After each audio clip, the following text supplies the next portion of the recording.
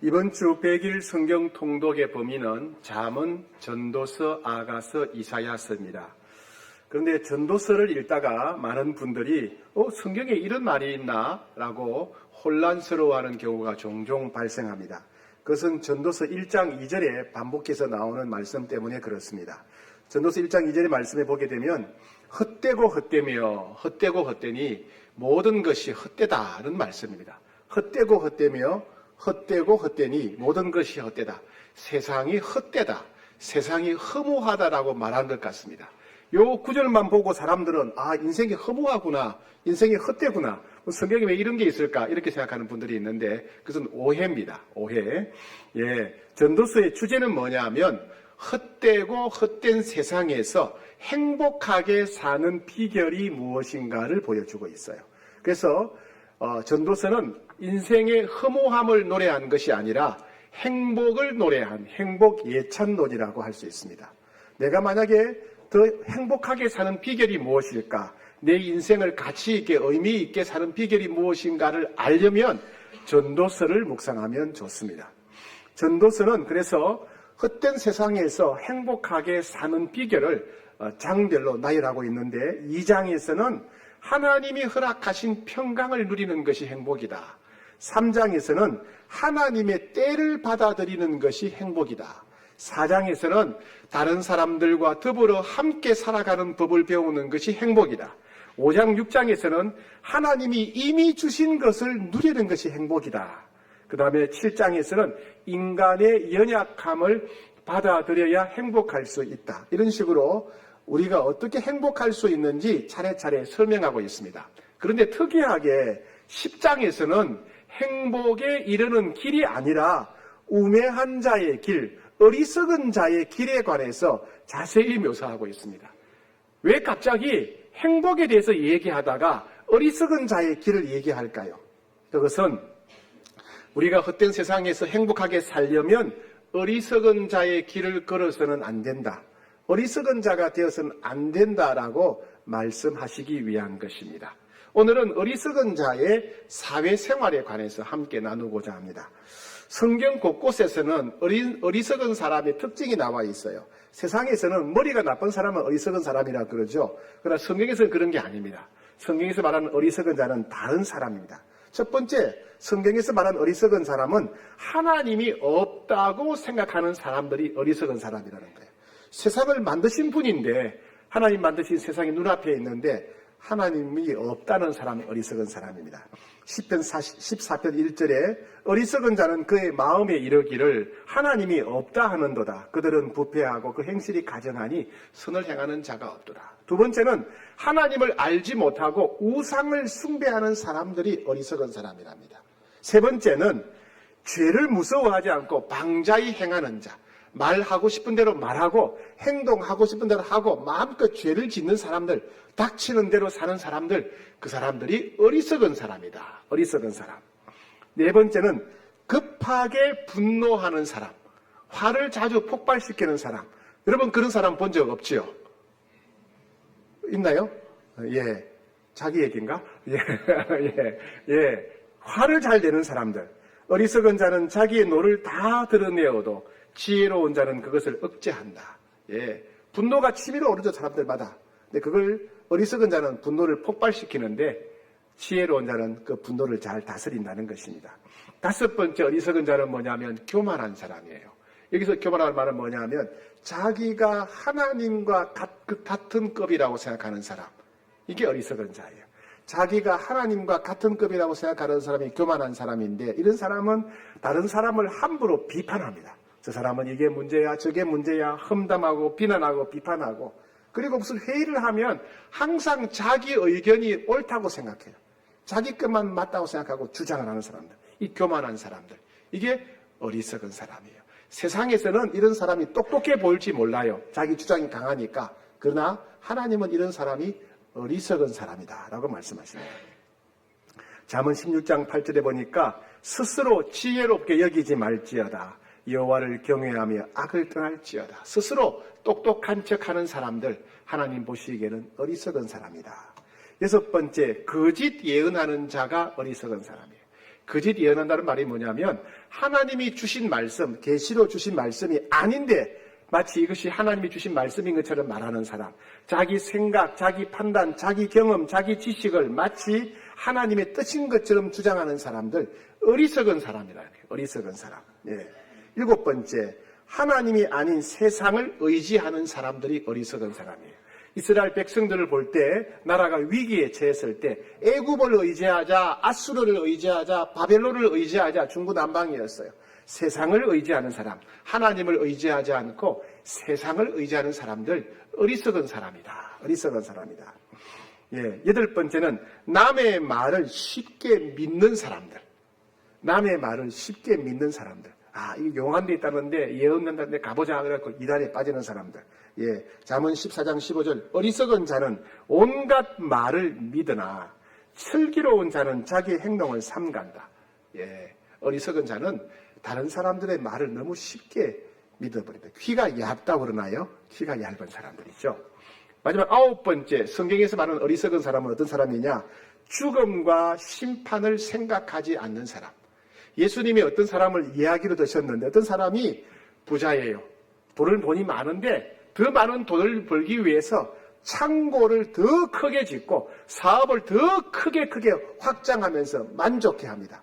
하나님 말씀하시죠. 내가 오늘 밤에 너의 생명을 취한다면 네가 그렇게 창고 확장하고 사업 확장까지 하는 것이 무슨 도움이 되겠느냐 하나님 물으셨죠. 이와 같이 우리 인생에는 반드시 죽을 날이 있고 죽은 다음에는 심판이 있다는 것을 생각하지 않고 살아가는 사람, 어리석은 사람이라는 겁니다. 이런 사람들이 이제 성경에서 말하는 어리석은 사람이에요. 그런데 전도서 10장에서는 이 어리석은 사람들이 사회생활을 어떻게 하는가, 어리석은 사람들은 대인관계를 어떻게 하는가 하는 것을 우리들에게 다시 설명해 주고 있습니다. 첫 번째, 어리석은 사람은 다른 사람에게 악한 영향력을 미치게 됩니다. 어리석은 사람은 다른 사람들을 행복하지 못하게 해요. 어리석은 사람은 공동체에 나쁜 영향을 미칩니다. 자, 1절, 전도서 10장 1절 같이 읽읍시다. 시작. 죽은 파리들이 향기름을 악취나게 만드는 것 같이 적은 우매가 지혜와 존귀를 난처하게 만드느니라. 예, 죽은 파리가 향기름을 악취나게 만든다. 향수, 여러분 향수 쓰지요, 그죠? 그 향수 만들 때 그 향수 안에 파리나 벌레가 들어가서 썩어버렸다. 그럼 어떻게 됩니까? 그럼 그 향수는 못 쓰게 되겠죠, 그죠? 냄새가, 악한 냄새가 나니까. 그것처럼 어리석은 사람이 그렇게, 어리석은 그 한 사람 때문에 다른 주변의 모든 사람들이 고통을 받게 된다. 악한 영향력을 받게 된다는 겁니다. 예. 세상에 도움 안 되는 사람이 어리석은 사람이다. 그런 말이에요. 두 번째, 그 에스 같은 경우에, 이삭의 아들 에스 같은 경우에, 에스가 결혼을 했는데 이방인 여인과 결혼했어요. 그랬더니 그의 부모님, 이삭과 리브가는 그것 때문에 늘 근심, 걱정이 되는 거예요. 부모가 근심, 걱정을 하는 걸 보고 에스가, 아이고, 안 되겠다. 엄마, 아빠에게, 부모님에게 기쁨이 돼야지 하면서 다시 재혼을 했는데, 재혼한 사람이 또 이방인인 거예요. 우상숭은 이방인인 거예요. 그러니까 문제의 본질을 모르는 거죠. 말하고 행동하는 것마다 주변 사람들에게 근심이 되고 걱정이 되고 고통이 되는 사람, 이게 어리석은 사람입니다. 두 번째, 어리석은 사람 뭐냐면 지혜로운 길을 선택하지 않고 자꾸만 반복해서 어리석은 길을 선택하더라는 겁니다. 자, 우리 마음에는, 자, 2절 시작. 지혜자의 마음은 오른쪽에 있고 우매자의 마음은 왼쪽에 있느니라. 우리는 지혜로운 마음이 오른쪽에 있고 어리석은 마음이 왼쪽에 있어요. 오른쪽과 왼쪽에 있으니까 언제든지 내가 선택할 수 있습니다. 나는 지혜로운 마음을 선택할 수도 있고 어리석은 마음을 선택할 수도 있어요. 그런데 희한하게도 어리석은 사람들은 자꾸만 어리석은 마음을 반복해서 선택하더라는 거예요. 얼마든지 지혜로운 길을 선택할 수 있음에도 불구하고 어리석은 사람은 자꾸 반복해서 어리석은 길을 선택하더라. 사람이 잘 변해요? 안 변해요? 안 변해요? 한번 어리석은 길을 들어선 사람은 자꾸만 어리석은 짓을 골라서 하더라. 예. 세 번째, 어리석은 자는 자신의 어리석음을 말로 다 드러내더라는 겁니다. 자, 3절 시작. 우매한 자는 길을 갈 때에도 지혜가 부족하여 각 사람에게 자기가 우매함을 드러내느니라. 예. 우매한 사람, 어리석은 사람은 다른 사람들과 함께 있을 때 자기가 얼마나 어리석은 사람인지 자기 말로 다 드러내더라는 거예요. 자기 말로. 예. 즉, 어리석은 자는 말로 인해서 다 드러나게 되더라. 자신의 어리석음을 감출 줄을 모른다는 겁니다. 어떻게? 잘 알지도 못하면서 어리석은 사람은 자기가 모든 것을 다 아는 척 하는 사람이에요.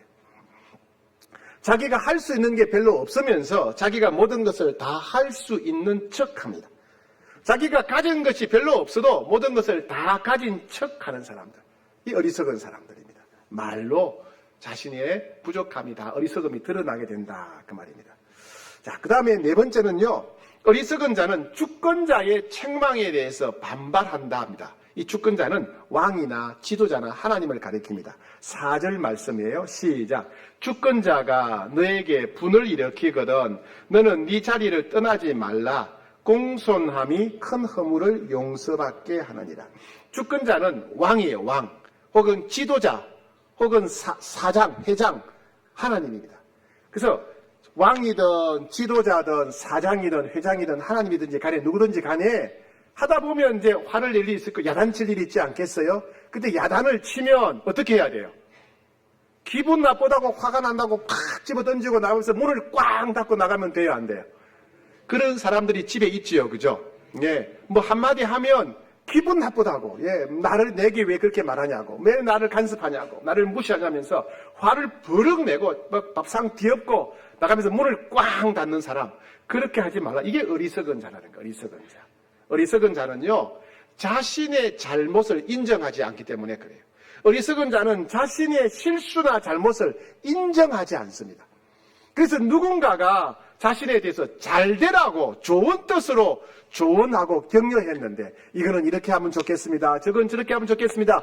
좋은 뜻으로 조언하고 격려했는데 그걸 기분 나쁘게 생각하고 불쾌하게 생각하고 대들고 따지고 화를 내고 싸우더라는 겁니다. 이게 어리석은 자라는 거예요. 어리석은 자. 어리석은 자.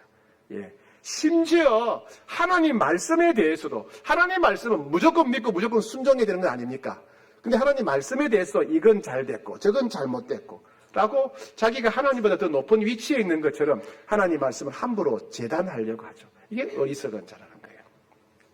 자, 다음 5번째는요. 어리석은 자가 주권자가 되면 모든 사람이 고통스러워합니다. 자, 5절 말씀 시작. 내가 해 아래에서 한 가지 재난을 보았노니 곧 주권자에게서 나오는 허물이다. 이게 뭐냐면요. 어리석은 자가 주권자. 아까 주권자는 뭐라 그랬습니까? 왕이라든가 사장이라든가 이런 높은 자리에 있게 되면 밑에 있는 모든 사람이 다 고통스러워합니다. 16절에 보니까 왕은 어리고 대신들은 아침부터 잔치하는 나라여 내게 화가 있다. 이 왕이 어리다는 말은 왕이 어리석단 말입니다. 왕이 어리석은 사람이 왕이 되면 백성들이 다 고생하는 거예요. 우리나라도 경험 많이 했지 않습니까? 그죠? 어리석은 자가 나라의 지도자가 될 때 온 국민들이 몇 년 동안 고생하잖아요. 고생. 그죠? 어리석은 자가 회사 사장이 되면 회사 사원들이 오랫동안 고생하게 됩니다. 무슨 얘기입니까? 어리석은 사람이 집에 가장이 되면 온 가족들이 불행한 인생을 살게 된다. 불행한 인생. 예. 어리석은 남편 때문에, 어리석은 아내 때문에 그 자녀들이 배우자가 평생 고생한다. 그 말이에요. 예. 우리 성도님들이 새벽에 나와서 밤에 와서 막 눈물로 울부짖으며 기도하는 분들이 있어요. 그분들의 기도를 가만히 들어보면 다 누구 때문입니까? 어리석은 남편 때문에, 어리석은 아내 때문에, 배우자가 힘들고 자녀들이 힘들고 가족이 불행해지니까 예. 어리석은 자가 가장이 되면 이런 일이 벌어지는 거예요. 예. 아합 왕이 세상적으로 볼 때는 매우 똑똑하고 유능한 이스라엘 왕이었어요. 근데 아합 왕이 똑똑하기는 한데 하나님 앞에서는 어리석은 자예요. 세상적으로 볼 때는 유능하고 똑똑한 왕인데 하나님 앞에서는 어리석은 왕이에요. 왜요? 하나님의 선지자의 말을 듣지 않고 자기의 욕심을 변호해주는 거짓 선지자의 말을 좋아하는 거예요. 아부하는 사람들의 말을 좋아하는 거예요. 결국 나라가 전쟁의 소용돌이에 휘말리게 되고 자기는 전쟁터에서 죽고 그리고 나라의 반쪽을 빼앗기는 비참한 일이 일어나게 되는 겁니다. 어리석은 사람이 지도자가 되면, 어리석은 사람이 가장이 되면 모두가 불행해진다. 그 말씀이에요. 6번째, 어리석은 자의 욕심은 위험을 초래합니다. 자, 8절 9절 말씀입니다. 시작. 함정을 파는 자는 거기에 빠질 것이요 담을 허는 자는 뱀에게 물리리라. 돌들을 떠내는 자는 그로 말미암아 상할 것이요 나무들을 쪼개는 자는 그로 말미암아 위험을 당하리라. 자, 여기서 함정을 판다는 뭐냐면 다른 사람을 괴롭히기 위해서 그 사람이 다니는 길에다가 큰 구덩이를 파놓고 그 사람이 지나가다가 빠지게 만드는 사람, 자기가 도로 빠지게 될 거다 그 말씀이에요. 담이 뭡니까? 내가 우리 집과 이웃집 사이의 경계를 보여주는 게 담이잖아요, 그죠? 근데 담을 허문다는 말은 뭐예요? 내가 담을 허문다는 말은 이웃집의 땅을 빼앗거나 이웃집의 재산을 빼앗는다는 말입니다. 이웃집의 땅을 빼앗거나 재산을 빼앗으려고 담을 허물다가 돌 사이에 있던 뱀이 나와서 나를 물게 될 것이다. 그런 말이에요. 돌들을 떠낸다는 말은 뭐냐면 이스라엘은 땅을 굉장히 소중히 여겼어요. 땅은 하나님이 주신 은혜요, 기업입니다. 그래서 우리 집, 우리 땅과 다른 사람 땅 사이에는 땅의 경계를 보여주는 경계석이라고 하는 돌이 있어요. 그런데 가가지고 그 경계석을 옮기는 사람, 그죠? 저쪽으로 옮기는 사람. 그게 너무 클 때는 또 돌을 깨는 사람이 있어요. 없애버리는 사람. 욕심 때문에 땅을 차지하려고. 그 사람은 돌을 깨다가 돌에 머리를 부딪혀서 다치게 될 거다. 그 말입니다. 또 나무를 쪼개는 자. 그 말은 뭐냐면 다른 집에 과수원이 있는데 과수원에 열매가 주렁주렁한 거야. 감람나무나 무화과 주렁주렁. 시기 질투해서 배가 아픈 거야. 가서 그 나무를 도끼로 잘라버리는 거야. 그러다 그 나무에 찔려서 죽겠죠, 자기가. 그죠? 이와 같이 욕심 부리는 사람, 교만한 사람, 어리석다. 왜? 하나님이 심판하실 것이기 때문에. 예. 자기의 유익을 위해서 살아가는 사람은 결코 행복할 수 없다는 말씀이에요. 대통령이든 사장이든 누구든지 간에 자기 명예를 위해서, 자기 권력을 위해서, 자신의 재산을 위해서 수단과 방법을 가리지 않는 사람들 절대로 행복할 수 없다. 절대로 행복할 수 없다. 예. 우리 옛날에 전 대통령, 이전 전 대통령, 성은 잘 모르겠어요. 전 대통령. 행복했겠습니까? 엄청난 돈을 축제했지만은, 그죠? 온 국민들이 그렇게 미워하는데 어떻게 하루하루가 행복했겠어요? 불행한 인생을 살았던 사람들입니다. 그죠? 예. 하나님은 교만한 자를 대적하시고 겸손한 자에게 은혜를 주신다 그랬어요. 네. 자, 7번째, 어리석은 자는 지혜로운 자보다 더욱 힘들고 고통스럽게 산답니다. 자, 10절 시작. 철 연장이 무뎌졌는데도 나를 갈지 아니하면 힘이 더 드느니라. 오직 지혜는 성공하기에 유익하니라. 18절 게으른 적 석가래가 내려앉고 손을 놓은 적 집이 새느니라. 이게 뭐냐면요, 게으른 사람을 말해요. 게으른 사람. 칼도 갈아야 되잖아요. 톱도 갈아야 되고 도끼도 나를 갈아야 일을 더 쉽게 할 수 있는데 이 사람이 게을러가지고 칼이든 도끼든 톱이든 나를 갈지 않으니까 고생은 고생대로 하고 일의 성과는 없는 사람. 게을러서 석가래를 고치지 않아서 지붕이 무너지고 피가 새는 사람, 게을른 사람. 이런 사람이 어리석은 사람이라는 거예요. 즉 이런 게으른 사람은 뭐냐면 책임감이 없는 사람. 책임감이 없는 사람이 어리석은 사람이에요. 가정에서 책임감이 없는 사람. 남편으로서 해야 될 일이 있잖아요. 아내로서 해야 될 일이 있잖아요. 부모로서 해야 될 일이 있잖아요. 자녀로서 해야 될 일이 있잖아요. 거기에 대해서 책임감이 없는 사람. 회사에서 사원으로서 해야 될 일이 있는데 책임감이 없는 사람. 게으르고 나태한 사람들. 절대로 행복할 수 없습니다. 책임감이 없는 사람들, 하나님이 주시는 은혜, 평강을 누릴 수가 없습니다.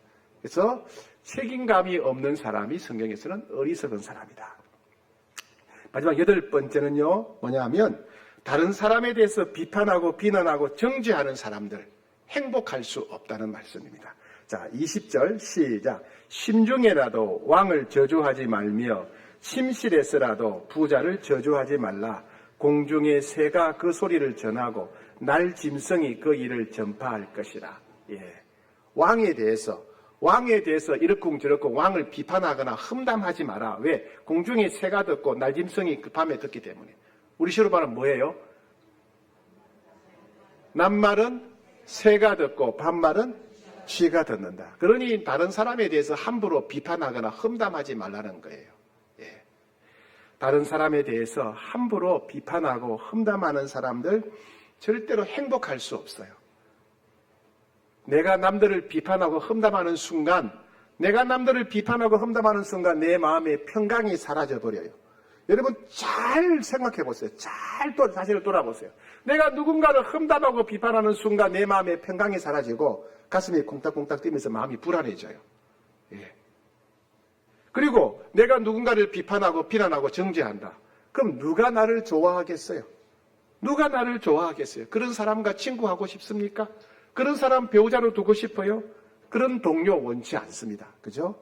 그래서 남들을 비판하고 험담하고 비난하기 좋아하는 사람 인생이 불행하게 된다. 행복할 수 없다. 그 말씀입니다.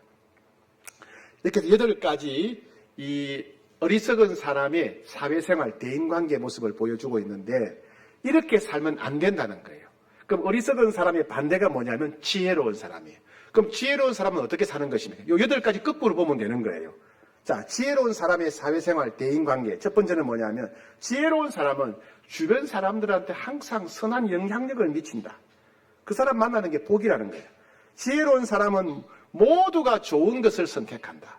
지혜로운 사람은 자기만 좋은 게 아니라 모두가 좋은 것을 선택하는 사람이 지혜로운 사람이고 행복한 길이다. 지혜로운 사람은 말을 아끼며 절제한다. 지혜로운 사람은 주변 사람들이 나를 위해서 권면하고 조언해 줄 때 그걸 잘 신중하게 받아들이는 사람.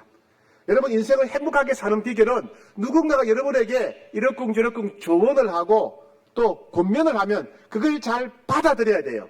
그걸 신중하게 받아들이는 사람이 지혜로운 사람이고 인생을 행복하게 사는 비결이에요. 내가 뭘 어쨌는데 너는 잘났냐 이러고 대들고 싸우기 시작하면 모두가 불행해집니다. 모두가 불행해지는 거예요. 예. 또 지혜로운 사람이 지도자가 되면 모두가 행복해진다. 지혜로운 사람은 다른 사람을 비판하거나 비난하거나 정죄하지 않는다. 지혜로운 사람은 자기 욕심에 집착하지 않는다. 그게 행복에 이르는 길이라는 거예요. 지혜로운 사람은 다른 사람을 위로하고 격려하고 축복하는 사람이다.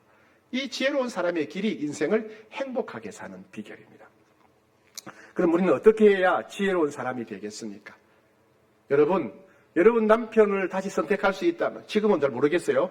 남편을 혹시 새로 선택할 수 있다 그러면 지혜로운 남편을 원합니까? 어리석은 남편을 원합니까? 지혜로운. 별로 확신이 안 드세요?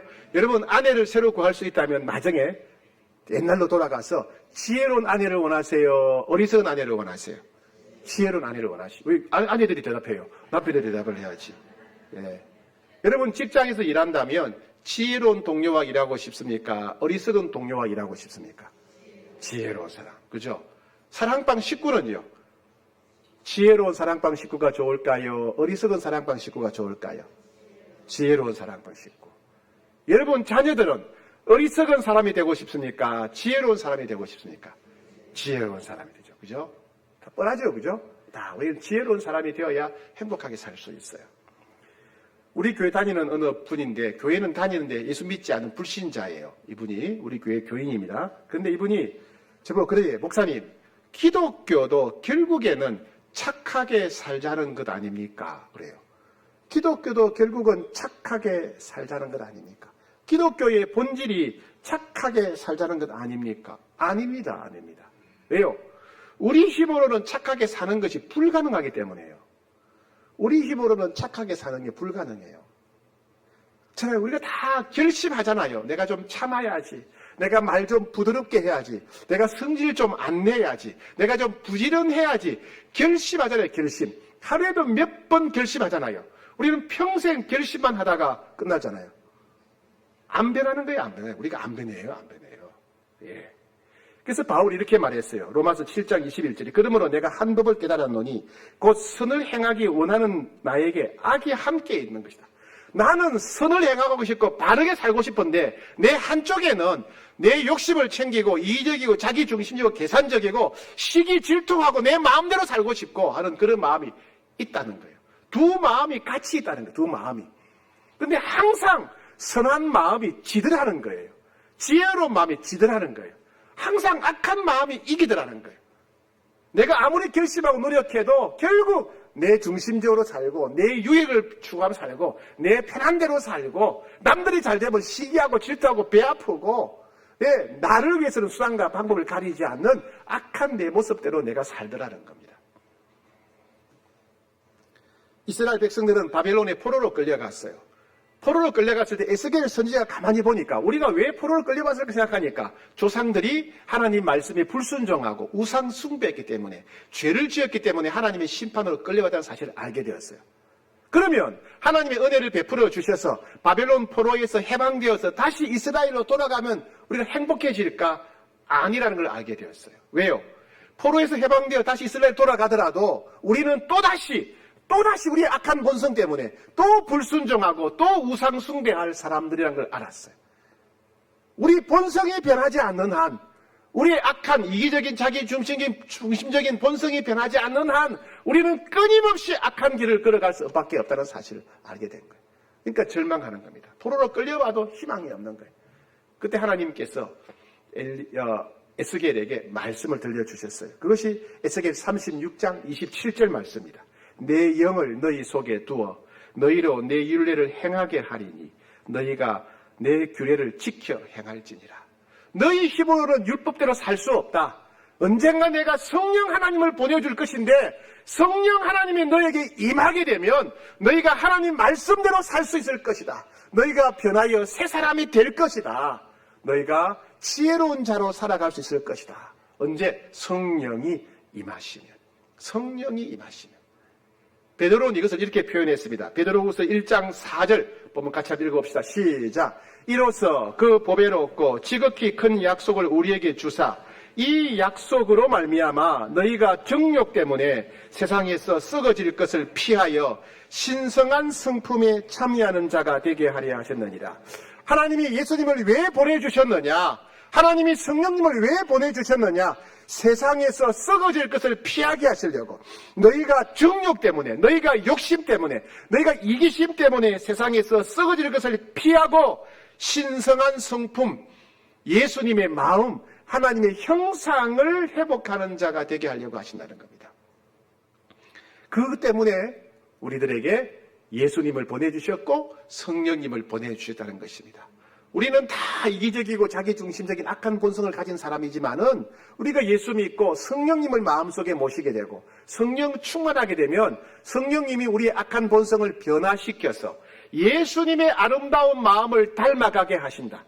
하나님의 형상을 회복하게 하신다. 그것이 뭐예요? 신성한 성품. 세상에서 썩어질 정욕이 아니고 신성한 성품을 가진 사람, 지혜로운 사람으로 우리를 변화시켜 주신다. 약속의 말씀이에요.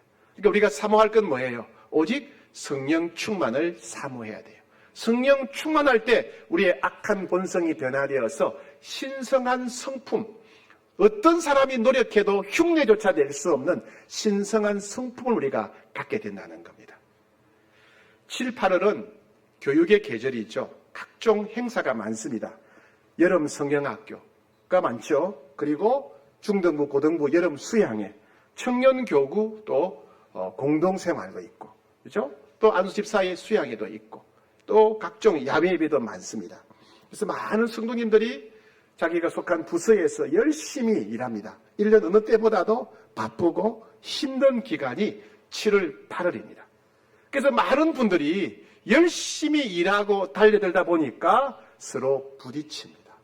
서로 부딪히는 거예요. 저 사람이 왜 저래?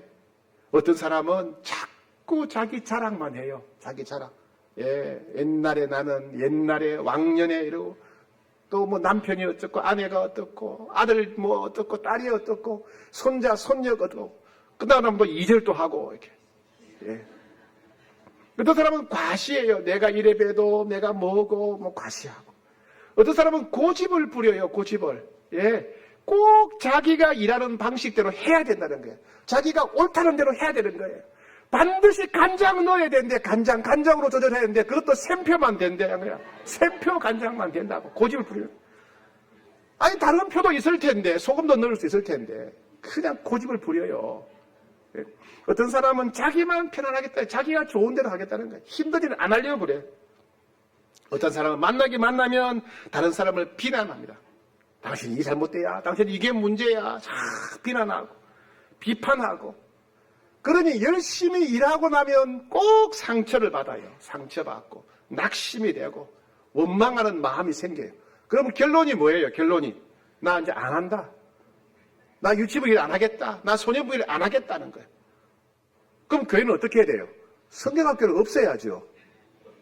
그죠? 그렇게 싸울 바에야 성경학교 왜 합니까? 왜 합니까? 성경학교를 없앨까요? 수양회 없앨까요? 어떻게 하면 좋겠어요? 여러분 어떻게 하면 좋겠어요? 예. 즐겁게요? 그 인간 때문에 즐겁게 못하는데. 여러분, 만약 여러분이 예수님이라면, 예수님이 여러분 위치에 있다면, 그렇게 여러분처럼 화를 내고, 싸우고, 흥분하고, 낙심하고, 슬퍼하고 그랬을까요? 예수님은 그러지 않으셨겠죠. 우리가 예수님이 아니니까 화가 나고, 분하고, 억울하고, 슬프고, 낙심되고, 그런 거예요. 우리가 미성숙하니까. 왜요? 내가 예수님처럼 참을 줄을 모르니까. 내가 예수님처럼 용서할 줄을 모르니까. 내가 예수님처럼 다른 사람을 이해하고 불쌍히 여길 줄을 모르니까. 얼마나 힘들었으면 저럴까. 불쌍히 여길 줄을 모르니까. 내가 예수님처럼 사랑하고 품지를 못하니까. 그런 건 아니니까. 그죠? 잘 생각해보면 상대방의 문제가 아니라 내 문제예요. 우리 집에 있는 거울은 내 얼굴, 외모를 보여줘요. 내 머리카락을 보여주고 내 옷맵시를 보여줘요. 그런데 우리 집에 있는 거울은 제 마음을 보여주지 않습니다. 여러분도 그렇지요? 그럼 우리 마음을 비춰주는 거울은 어디에 있습니까? 우리 마음을 비춰주는 거울은 나와 함께 일하는 사람들이에요. 나와 함께 섬기는 사람들이 내 마음을 비춰주는 거울이에요. 내가 혼자 있을 때는 내가 성숙하고 거룩한 사람, 좀 잘난 사람이었어요. 괜찮은 사람이었어요. 남들과 함께 일해보니까 내가 얼마나 교만한지, 이기적인지, 참지 못하는지, 용서하지 못하는지, 다른 사람을 불쌍히 여기지 못하는지, 사랑이 없는지 다 드러나잖아요. 다 드러나잖아요. 즉 나와 함께 일하는 사람들이 내 마음을 비춰주는 거울이에요. 거울. 그래서 우리는 함께 일해야 돼요. 함께 살아야 돼요. 찢고 볶더라도 함께 있어야 돼요. 왜요? 그래야 나를 알 수 있으니까. 그래야 내가 어떤 사람인지 알 수 있으니까. 그래야 내가 미성숙한 부분이 무엇인지 알 수 있으니까. 그죠? 알아야 돼요. 여러분, 알아야 병원 갑니다. 무슨 말입니까? 내가 아픈 줄 알아야 병원 가요. 아프지 않은 사람들은 절대로 병원 안 가요. 그죠? 알아야 병원 가는 거예요. 내가 미성숙한 점이 있다는 걸 알아야 돼요. 내가 용서할 줄 모르고, 내가 이기적이고, 내가 계산적이고, 내가 자랑하기 좋아하고, 내가 남들을 불쌍히 여길 줄 모르고, 내가 용서할 줄 모르고, 사랑할 줄 모른다는 걸 알아야 예수님 앞에 나가서 회개할 것 아닙니까? 회개. 그죠? 회개하게 되고, 회개하면 성령 충만해지는 거죠. 성령 충만해지면 내가 바뀌고 변화되는 거예요. 신성한 성품을 갖게 되는 거예요. 이 땅에 썩어질 정욕이 아니라 신성한 성품으로 변화되는 겁니다. 그러니 여러분, 성경학교가 아이들만을 위해서 필요한 게 아니라 우리들을 위해서 필요한 거예요. 왜? 열심히 봉사하고 섬김을 통해서 나를 발견하게 되니까. 열심히 봉사함을 통해서 주 앞에 나와서 회개하게 되고 신성한 성품을 맺게 되니까 우리들에게도 성장하는 자리라고 할 수 있습니다. 그러니 여러분, 이상하게 생각하지 마세요. 왜 우리 교회에 이런 사람이 있을까? 왜 우리 부서에 이런 사람이 있을까? 하필이면 이 인간과 같이 일하게 될까? 아니에요, 여러분. 누가 문제다? 내가 문제다. 예수님이 내 자리에 있었다면 나처럼 반응하지 않으셨을 거예요. 그죠? 우리의 미성숙한 점을 잘 발견하셔야 돼요. 그리고 우리의 어리석음을 하나님 앞에서 회개하셔야 돼요. 회개. 그럴 때 하나님은 틀림없이 성령을 부어주실 것입니다. 성령 충만하게 될 때 우리의 성품이, 썩어질 정욕 같은 우리의 성품이 신성한 성품으로 변화될 것입니다. 이번 7, 8월이 그렇게 우리 모두가 변화되는 성숙의 계절이 되기를 축복합니다.